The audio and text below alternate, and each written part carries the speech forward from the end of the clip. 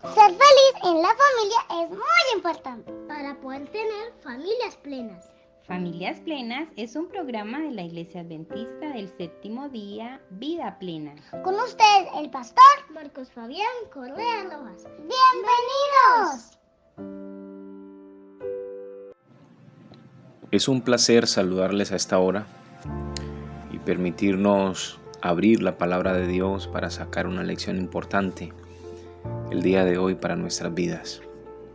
Quisiera reflexionar en Lucas capítulo 16, el versículo 19 en adelante. La Biblia narra la parábola de el rico y Lázaro. Tristemente, algunas personas interpretan este texto de manera literal, es decir, lo aplican directamente como si fuera una realidad. Pero vamos a ver que los diferentes géneros literarios de la Biblia no siempre lo que la Biblia dice se aplica literalmente. Por ejemplo, en el libro de Isaías se habla que los árboles aplauden, y esto pues no es real, es una personificación que se le agrega a algunos elementos que no son personas, pero no es real que los árboles aplauden, entre otras cosas. Hoy vamos a hablar de la parábola del rico y Lázaro y vamos a extraer la lección vital importante que sí está allí y que fue la que quiso hacer notar el Señor Jesucristo para nosotros. La Biblia dice en Lucas 16:19: había un hombre rico que se vestía de púrpura y de lino fino y hacía cada día banquete con esplendidez. Había también un mendigo llamado Lázaro que estaba echado a la puerta de aquel lleno de llagas y ansiaba saciarse de las migajas que caían de la mesa del rico, y aún los perros venían y le lamían las llagas. Aconteció que murió el mendigo y fue llevado por los ángeles al seno de Abraham, y murió también el rico y fue sepultado. Y en el Hades alzó sus ojos, estando en tormentos, y vio de lejos a Abraham y a Lázaro en su seno. Entonces él, dando voces, dijo: Padre Abraham, ten misericordia de mí, y envía a Lázaro para que moje la punta de su dedo en agua y refresque mi lengua, porque estoy atormentado en esta llama. Pero Abraham le dijo: Hijo, acuérdate que recibiste tus bienes en tu vida, y Lázaro también males, pero ahora éste es consolado aquí y tú atormentado. Además de todo, una gran sima está puesta entre nosotros y vosotros, de manera que los que quisieran pasar de aquí para vosotros no pueden, ni de allá pasar para acá.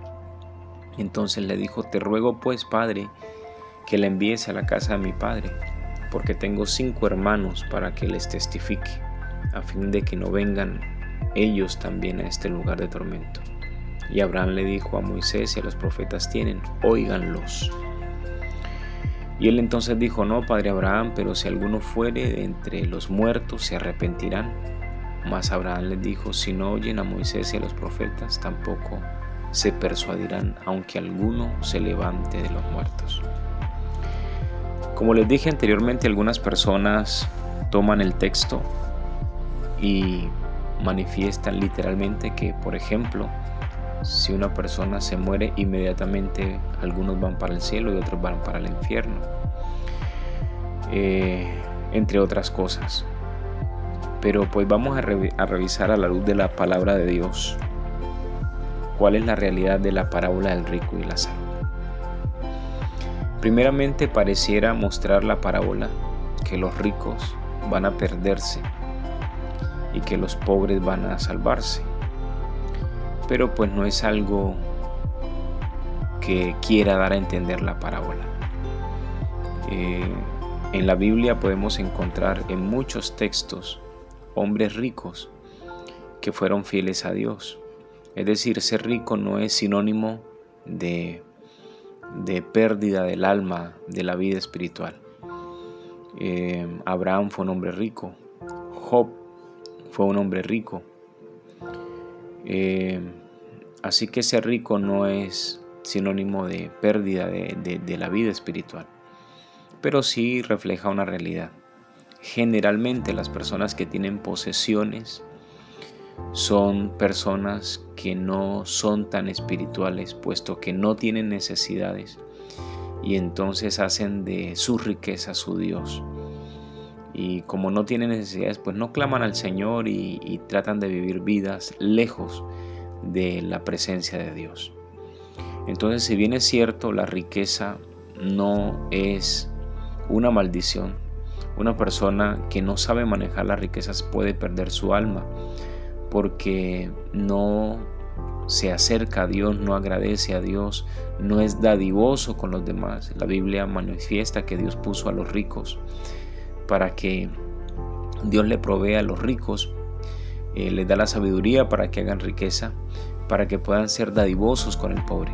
Pero tristemente el rico, entonces, en vez de ser dadivoso, se encierra en sí mismo, gasta en lujos para sí, para los suyos, y vive vidas aisladas y egoístas, incluso quitándole el salario a sus empleados, no pagándoles lo justo, y entonces se centra solamente en acumular para sí, para gastar en sus deleites y sus situaciones personales. Ojalá que si algún oyente está a esta hora escuchando y tiene riquezas, Dios le ha dado la oportunidad de acumular riquezas, entienda a esta hora que las riquezas en este mundo no sirven. Finalmente todo lo que tenemos va a desaparecer y que los seres humanos tendremos que entregarle cuentas al Señor en algún momento, que lo mejor es vivir de manera sobria, gastando lo justo y más bien ayudando a quien necesite con las riquezas. Aquí empezamos diciendo entonces que la parábola no quiere decir primariamente que un rico se va a perder y que un pobre se va a salvar, porque incluso también hay pobres que son orgullosos, hay pobres que han llegado a la pobreza precisamente producto de malas decisiones, y esto entonces no lo justifica. Ser pobre no justifica que una persona se vaya a salvar. Pero sí, la realidad es que muchas personas pasan necesidad en la vida y esas necesidades los llevan a acercarse al Señor. Vamos a avanzar rápidamente porque la palabra dice que cuando muere el rico se va al infierno y cuando muere el pobre se va para el cielo. Y aquí vamos a mencionar algo importante. La Biblia no se contradice a sí misma. Y no es cierto que cuando una persona muere va al cielo o al infierno inmediatamente. De hecho, hay varios pasajes de la Escritura donde el Señor indica que es cuando Cristo venga por segunda vez que Él va a pagar a cada uno según sus obras. Por ejemplo, está Mateo capítulo 16, el versículo 27. Narra la realidad de que es cuando Cristo venga que va a pagar a cada uno. Apocalipsis 22:12 también tiene la misma intención. Por ejemplo, Primera de Tesalonicenses, el capítulo 4, el versículo 13 en adelante habla que es cuando Cristo venga que entonces los justos se van a ir para el cielo y los que se perdieron serán condenados. Es decir, no es la idea, no es la realidad. ¿Por qué el Señor manifestó esa parábola de la manera en que lo manifestó? Porque es una idea que ha estado rondando en la cabeza de los seres humanos, pero no es una realidad bíblica, así que no es cierto. Por ejemplo, la misma expresión de Cristo cuando estuvo con el ladrón en la cruz, una coma hace la diferencia entre una interpretación y otra. Por ejemplo, si el texto bíblico menciona: de cierto te digo, coma, estarás hoy en el paraíso, estarás conmigo hoy en el paraíso. De cierto te digo, hoy estarás conmigo en el paraíso. Si yo lo menciono de esa manera, entonces pareciera decir que el Señor Jesús, ese mismo día que muere, entonces se lleva al ladrón para el cielo. Y esta afirmación no es cierto, porque el mismo Señor, cuando resucita y María Magdalena lo va a tocar, le dice: no me toques, y Él resucitó al tercer día, 3 días después. Y le dice: porque aún no he ido a vuestro Padre, a mi Padre y a vuestro Padre, a mi Dios y a vuestro Dios. Es decir, que Jesús realmente estuvo descansando, reposando en la tumba, y no fue a ningún lugar, porque 3 días después le dice a María: yo no he ido todavía al Padre. Entonces no es cierto de que una persona cuando muere inmediatamente va al cielo o al infierno. Más bien el texto lo que quiere decir es: de cierto te digo hoy, tú estarás conmigo en el paraíso. En otras palabras, Jesús ese día sí le aseguró al ladrón que él va a estar dentro de los justos y los redimidos.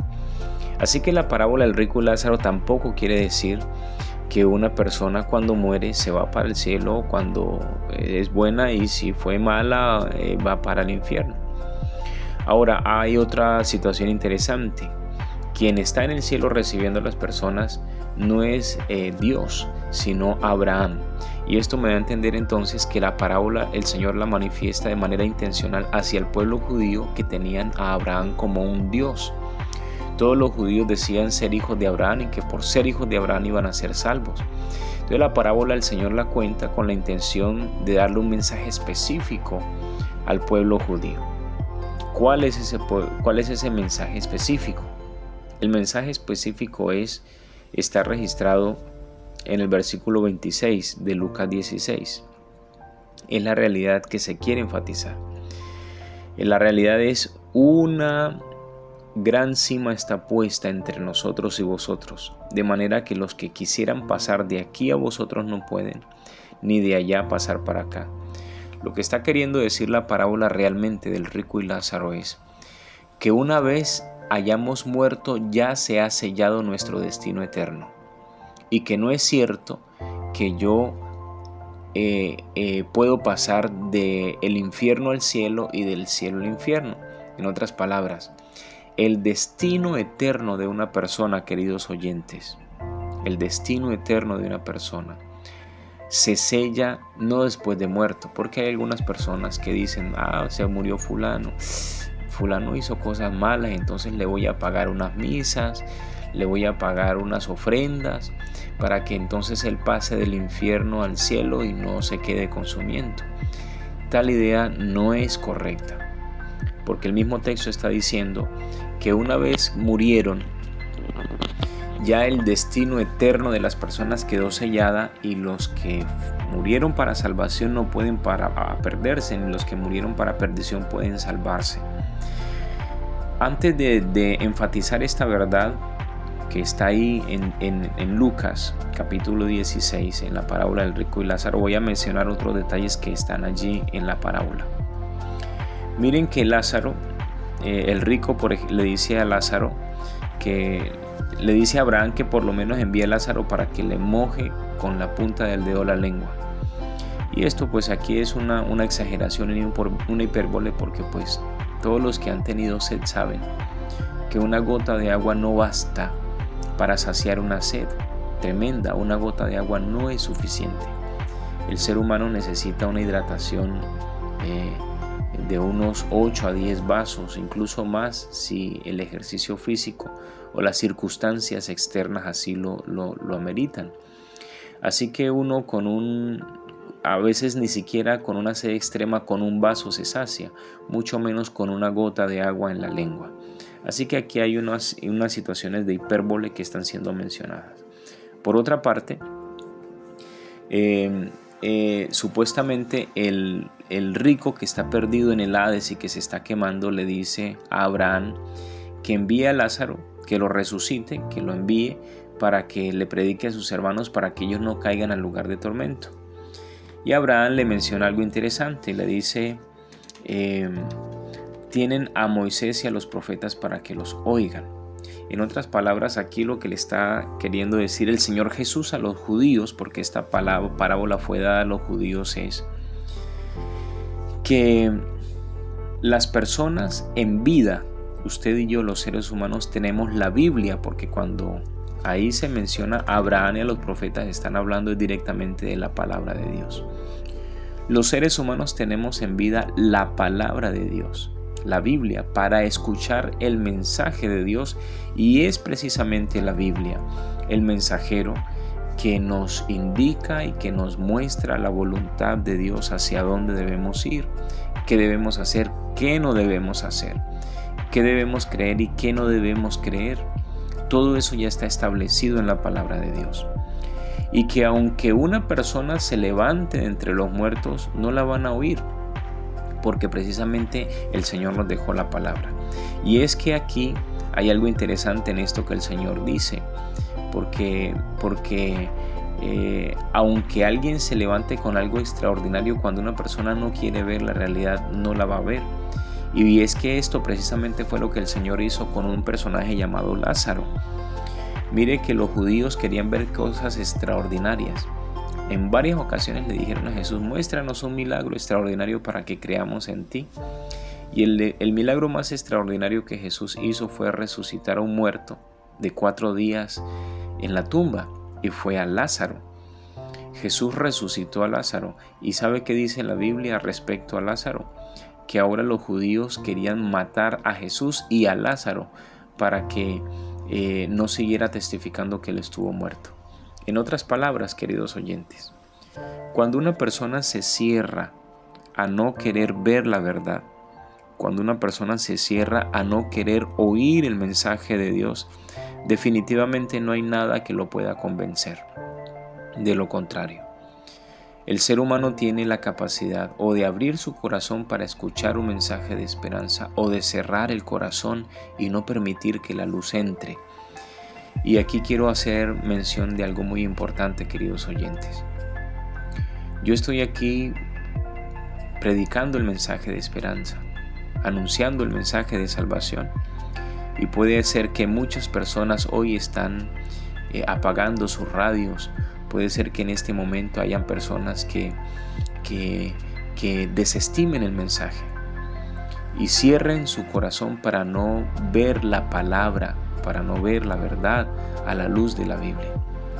Y está bien que una persona diga: no puedo creer a fulano o a sutano. Está bien, porque los mismos bereanos, cuando Pablo fue a predicarles el evangelio, lo que hicieron fue escuchar, pero hicieron algo interesante. Fueron a comparar con la Biblia para ver si lo que Pablo decía era cierto. Y yo quiero animar en este momento a los oyentes que están escuchando este programa a decirles lo siguiente. Queridos oyentes, Dios dejó la Biblia, la palabra de Dios, y está escrita y está establecida para que los seres humanos a través de ella viéramos el camino que nos lleva a la salvación. Y es un deber de cada persona sincera. Si usted quiere ir al reino de los cielos, el deber suyo y el deber mío es estudiar la palabra de Dios, orando al Señor y pidiéndole sabiduría. Dígale a Dios: Señor, yo quiero ser salvo. Cuando tú vengas por segunda vez, yo quiero estar dentro del grupo de los redimidos. Yo quiero recibir la vida eterna. Y quiero también guiar a mis hijos y a mi familia. Pero muéstrame, Señor, a través de la palabra, cuál es la verdad. Porque hay muchas cosas que aseveramos creer que son verdad y no lo son. Por ejemplo, vamos a poner algo sencillo, que no es muy significativo, pero es algo sencillo. Algunas personas creemos, por ejemplo, que Adán y Eva mordieron una manzana en el huerto del Edén, y que la manzana era el árbol que mordieron allá en el Edén. Pero saben, queridos, la Biblia, si usted lee Génesis, haga el experimento, lea Génesis, el capítulo 3, donde está la caída del árbol, la caída del hombre a través del consumo del fruto del árbol prohibido. Y se van a dar cuenta que en Génesis 2 y en Génesis 3 no se menciona qué tipo de fruto era. La Biblia habla de un fruto prohibido, pero no dice si fue manzana, o no dice si fue un fruto que nosotros no conocemos y luego Dios lo sacó de la presencia del ser humano, porque el Edén, pues Dios que lo limitó al ser humano.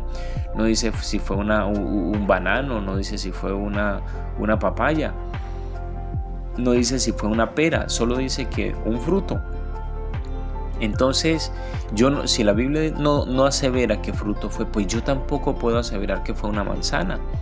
Es que la manzana es la reina de las frutas, o es que la figura de la manzana es bonita. Sí, usted puede decir: yo puedo pensar, usted puede decir: yo puedo deducir, pero usted no puede aseverar que fue una manzana. ¿Por qué?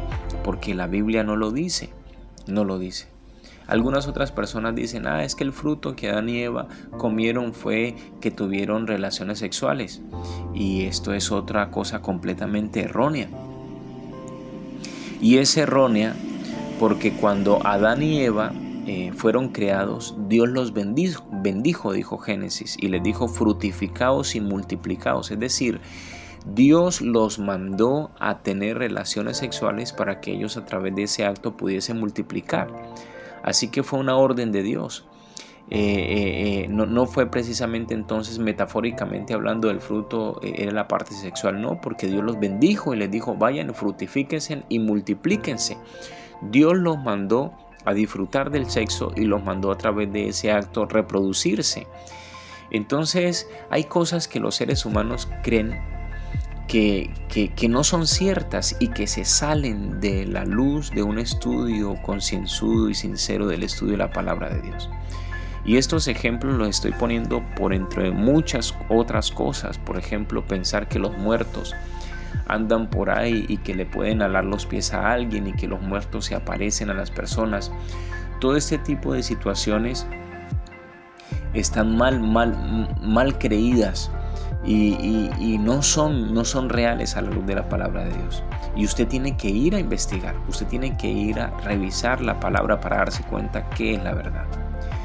Entonces vemos aquí que en la parábola del rico y Lázaro, lo que el Señor quiere enfatizar está entonces específicamente en el versículo 26 y luego pues también en la parte final. Entonces en el versículo 26 dice que hay una gran cima, de manera que cuando una persona muere ya no puede pasar de un estado a otro. En otras palabras, queridos oyentes, lo que quiere enfatizar la parábola del rico y Lázaro es que el ser humano es en vida cuando decide lo que va a ser su vida eterna o lo que va a ser su perdición eterna. El Señor dice: por tus palabras serás justificado y por tus palabras serás condenado. En otras partes de la Escritura se menciona que Dios traerá toda obra a juicio y toda cosa encubierta, sea buena o sea mala. En otras palabras, todo lo que los seres humanos hacemos, aunque lo hagamos en lo oculto, Dios lleva un registro de las cosas que hacemos.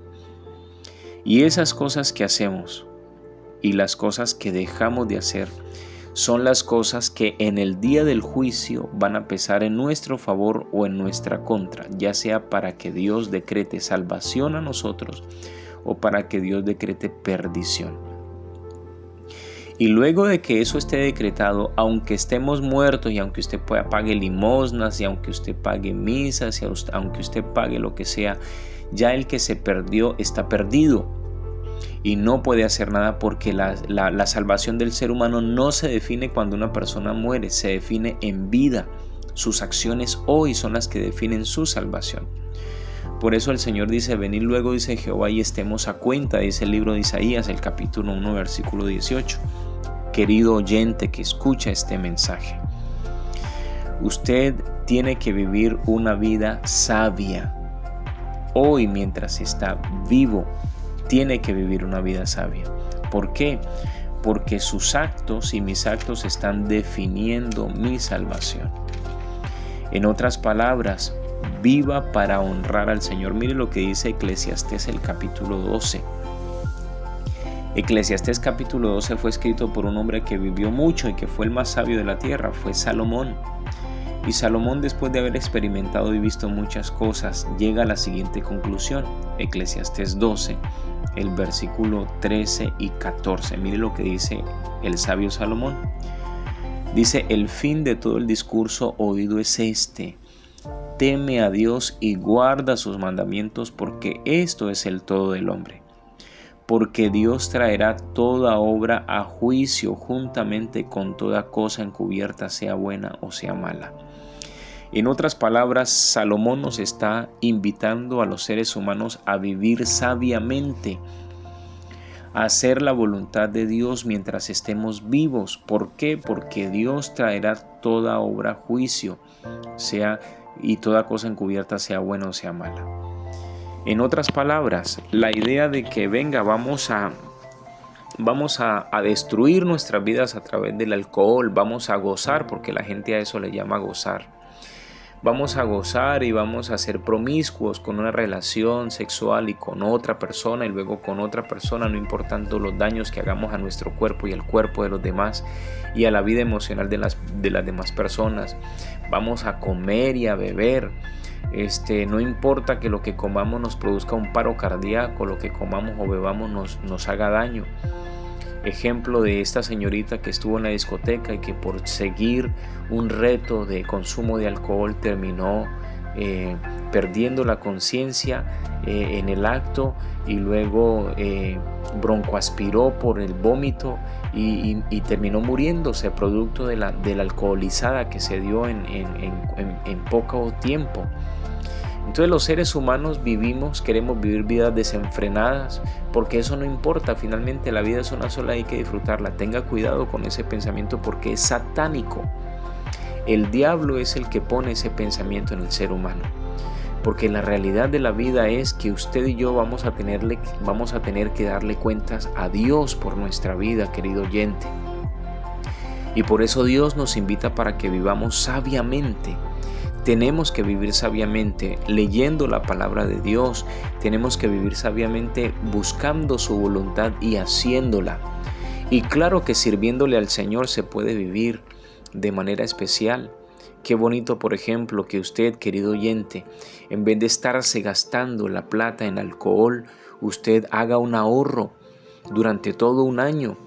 O así se le vayan 2 años ahorrando dinero y luego usted puede decir: tengo aquí 5 o 6 millones de pesos ahorrados. Querida esposa que tanto ha trabajado, que tanto se ha esforzado, queridos hijos que tanto les ha tocado ayudarme en mi trabajo o que hemos pasado dificultades en la vida, vámonos de paseo y váyase para un lugar nuevo donde usted pueda descansar con su familia de una semana completa, donde que su esposa no tenga que cocinar durante toda una semana. Esa mujer que estuvo cocinando en leña o que estuvo levantándose todos los días en la mañana a cocinarle a obreros, ahora otra persona va a cocinar para usted va a tener que descansar. De esas maneras se puede disfrutar la vida, conociendo lugares nuevos, comiendo alimentos deliciosos, saludables y con una porción que sea justa y necesaria. Eso es una bendición. Comer y beber pueden ser una bendición. Y cuando hago de beber no estoy hablando de bebidas alcohólicas. Hay tantas bebidas deliciosas y ricas que usted puede disfrutar sin necesidad de hacerse daño, perdiendo la razón a través del alcohol, la realidad de la vida y de las cosas. Oh querido oyente, hoy quiero decirle que la vida del ser humano es valiosísima y que si usted está vivo, usted tiene hoy la oportunidad de hacer pacto con Dios, de hacer su voluntad, de estudiar su palabra. No piense que después de que usted se muere se va a ir para el cielo. Si su vida ha sido una vida impía, si su vida ha sido una vida lejos de la voluntad del Señor. Quiero invitarlo, querido oyente, para que usted viva su vida de manera responsable. Haga pacto con Dios. Dios lo ama y lo está llamando para perdonar sus pecados. Dios lo ama y le está dando la oportunidad para que usted deje de hacer esas cosas malas que sabe que está haciendo. Dios lo ama y lo está invitando para que usted pueda vivir una vida nueva en Cristo Jesús. Dios lo ama y desea que usted sea salvo. Pero no vamos a ser salvos en nuestras creencias absurdas. No vamos a ser salvos es que yo creo que las cosas son así o fue que así me las enseñaron en tradiciones. El Señor vino a destruir las tradiciones judías y también está dispuesto a través de la palabra del Señor a destruir las tradiciones que no tienen un asedero, que no tienen un cimiento en la palabra de Dios. El Señor vino para que tengamos vida. Querido oyente, Dios quiere salvarte. Mientras estás vivo, tienes la oportunidad de entregar su vida al Señor, de pedir perdón por los pecados, de estudiar la palabra y de hacer la voluntad de Dios. Hazlo hoy que estás vivo, porque mañana ya no hay posibilidades. Recuerde que el que se murió sin hacer pacto con Dios será perdido. La persona se perderá. y que ya no valdrá nada para que pueda pasar de perdición a salvación. Y de la misma manera, quien murió haciendo pacto con Dios en salvación, ya quedó sellado su destino eterno, y cuando el Señor venga le dará vida eterna. Espero que usted pueda escoger ser salvo en Cristo Jesús. Oremos. Bendito Padre, pongo en tus manos a cada oyente para que se tomen, Señor, en serio sus vidas y entiendan que las decisiones que hoy toman serán o bendición o perdición para cada uno de ellos. En tus manos estamos, Señor.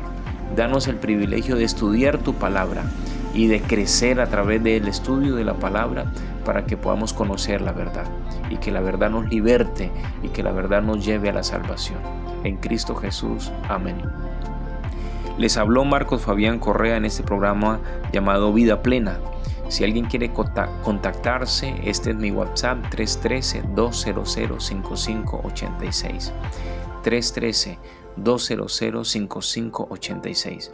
Si usted quiere un estudio profundo de la palabra, quiere aprender más del estudio de la Biblia, estamos dispuestos a contactarnos y a mandarles material para que ustedes puedan conocer el mensaje de esperanza. Dios les bendiga. Un feliz día.